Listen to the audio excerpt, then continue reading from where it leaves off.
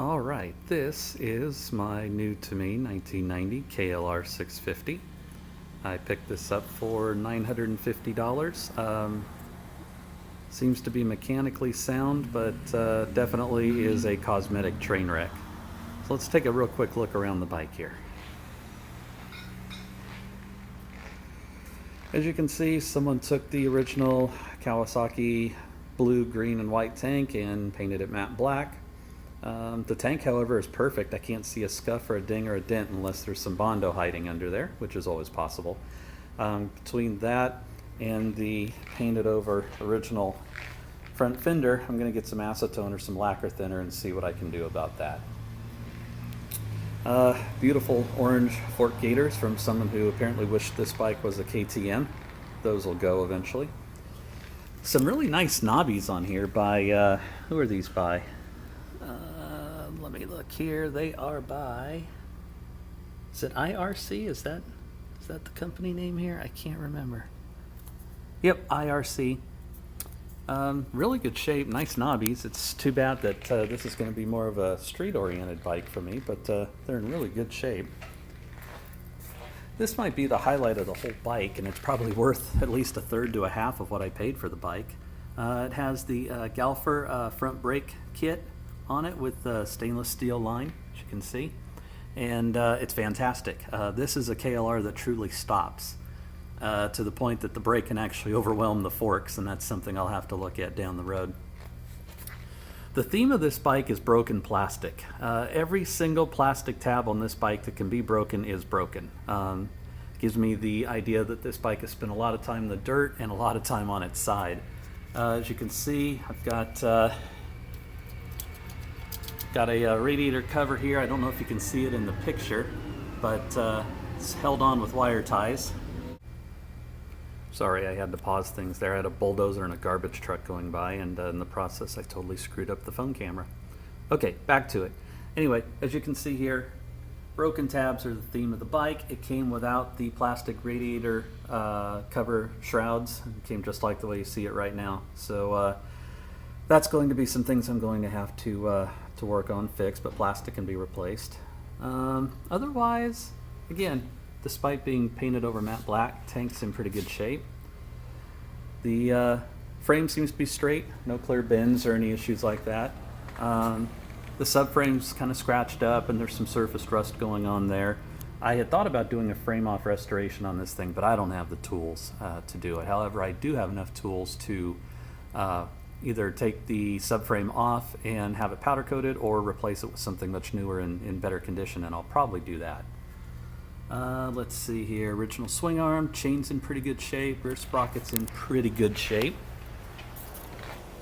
Got the battery on the charger right now. It's a little hard to start and was only running at 12.1 volts when I checked it, so we'll see if I can bump it up. If not, a new starter maybe in my future. Now this. Someone ripped off the inner fender, the rear fender, and I don't know what to call this other than a mess. As you can see, the license plate's been just kind of screwed into the side there. It's cracked in a few spots. It's got this horrible LED brake light that's hard to see. The turn signals are, the stalks are, the arms rather, are broken. I've had to duct tape this one up over here. Kind of hard to see with the camera, but this is just a tangled up, knotted up bunch of wires under here. Just, you know, so someone rigged together to make it all work, and it does work, just not well. Next, we have what a few people on the KLR forum have already told me is more or less an antique. It's an EAR, an ear muffler by Supertrap.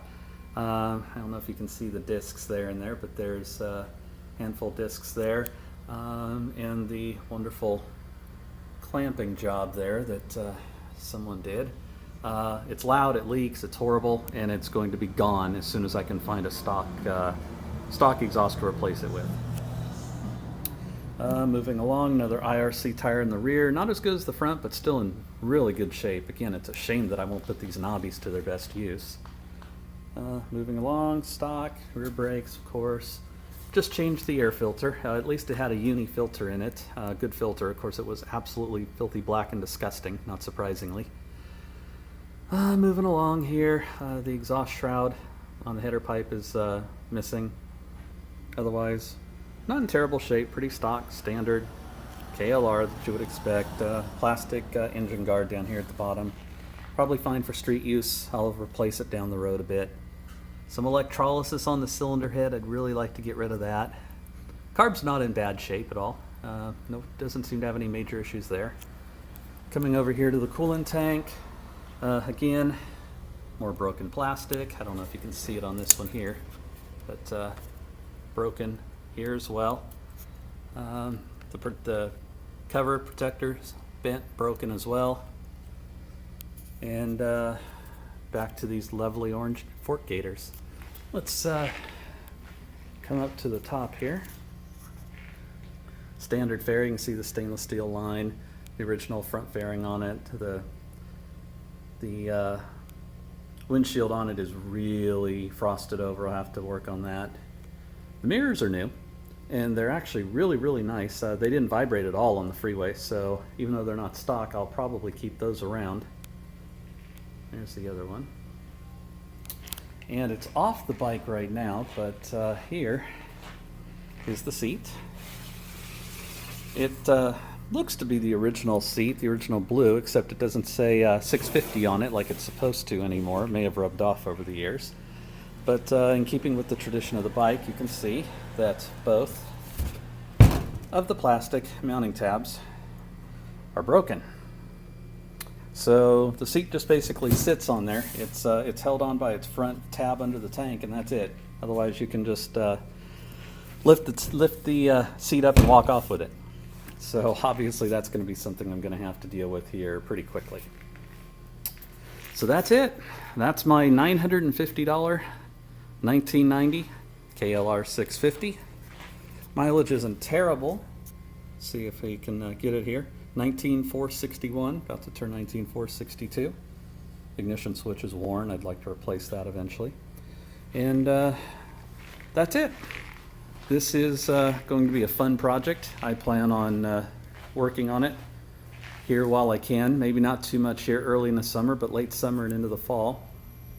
Wintertime, I'll get going on this project. It's going to be probably a 90-10, 80-20 type of bike, street biased.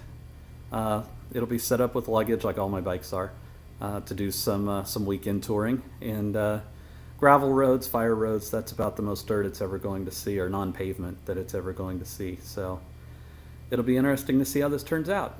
Thanks for checking it out. Look for more videos soon.